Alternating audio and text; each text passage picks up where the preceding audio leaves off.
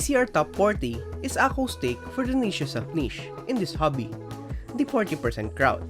It comes with a straightforward and already used top mount design and adds VIA compatibility and more for a low price of 90 USD. To put into context, for that 90 USD, you could get yourself a normal size keyboard. So let me help you decide. I tried a 40% keyboard for a month and I think you should too. Before opening the box up, I have to disclose that Akko sent this to me for review, but as per usual, this will not affect any opinions I have on this keyboard. They are watching this video at the same time as you do. With that out of the way, let's get into the box, in which you have the board itself wrapped in plastic to keep it safe. Next up is the manual, which you'll be needing more than ever on this keyboard. On top, we have the accessories such as a switch puller and extra screws, as well as the coiled USB cable in white. And finally is the board itself, all built up, waiting for you to add switches and caps into the mix.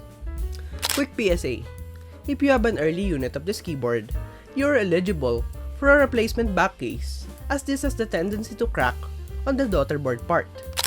I got mine from Akko for free and they delivered it quite quickly. Good job Akko on addressing this quite quickly and smoothly on the customer's end. Alright, let's quickly build this up with Akko X Gathering Oranges, which are some nice like tactiles Akko also sent out, as well as their MDA Propal keycaps. Stabs were untouched, and this is with all the silicones as well. Take a listen.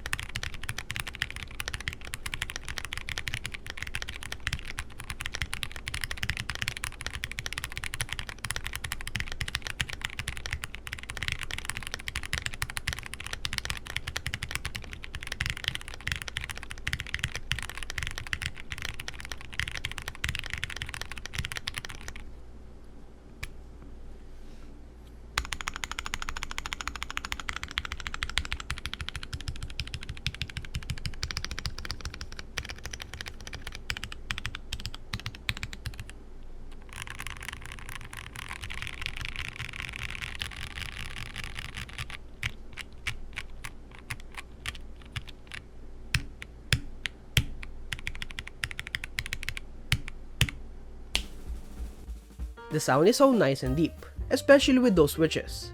The acrylic case really helped this out.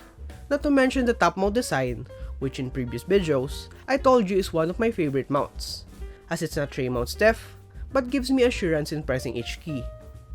But moving over the sound and feel, let's talk about the keyboard itself.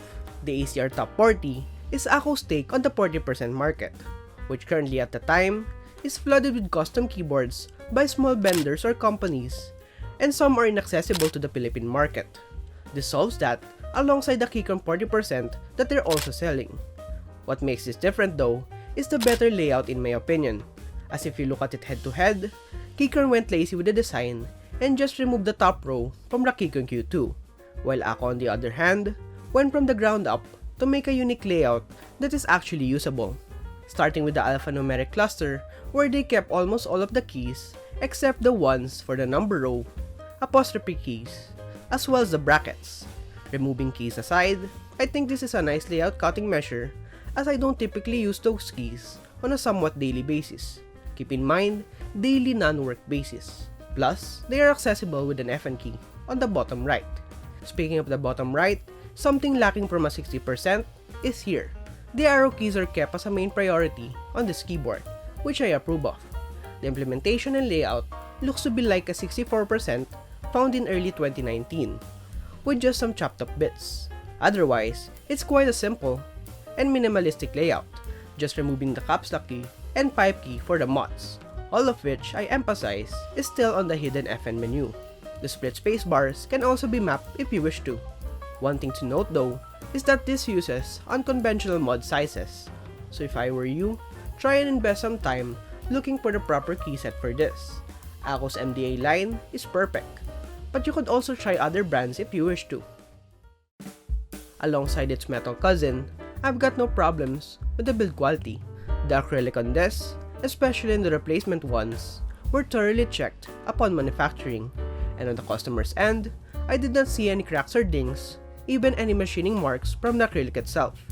With the curved sides and high front height, I did like the design. It reminds me a lot of the TOP75, which is based from, and I do like its compact nature. It feels like I'm holding an iPhone, even though it's a keyboard. This board is built with Gateron oranges and Akko MDA keycaps. In the sound test, I mentioned that I really like the top mount sound, and adding tape mod afterwards did little to no effect whatsoever. It's your standard top mount sound and feel, and I really dig it. As for the PCB, it's a 5-pin single mode PCB with underglow and perky RGB. And as I've said earlier, to keep your life at ease with this one, it has VIA compatibility out of the box. I didn't encounter any problems with the PCB, and my only nitpick is that if it could be a tri-mode PCB with a battery, this will be a perfect trouble buddy, as you won't need a cable for this one. Speaking of the cable, the Type-C port is located on an extra daughter board inside. Something may be a little too much, since it's a top mount design, but hey, at least the port is safe. This top mount is not that bouncy to begin with, but you do feel the board reverbing back to you because of the design. I much prefer this than gasket, but it's up to you. If you want to know more about the mounting method, I have an old video for this. Otherwise, the top mount nature of this keyboard leads it to be a stiff but welcoming typing feel, with the traditional top mount sound only changed a bit because of the acrylic case. Finally, to my conclusions. As a photo and video editor of this channel and as a student developer, I couldn't bear to lose my bracket keys, as well as lose the muscle memory of typing on a 65% or TKL. But one thing's for sure, this board is great for those commuting or commuting with a light bag, for those iPad or laptop users, and for those who want something new in the keyboard hobby. Cheese Turbulence made a great point on 40%. It's that it's like learning a guitar. Once you're used to it, it's second nature. And like in 40%, I know a person who loves using them and is solely a 40% keyboard collector. It's when you invest your time in making and learning macros, functions and more, do you see the benefits of a 40%. For me, I'll still keep using this for my intended use case with a tablet or a laptop. But if you're urging to try something new in this keyboard space, I think this board for not a lot of money is a great way into reigniting that spark in keyboards. What about you? What do you think of the ACR Top 40? Let me know down below. I'm Johan J. Mimaba, and I'll see you in the next video.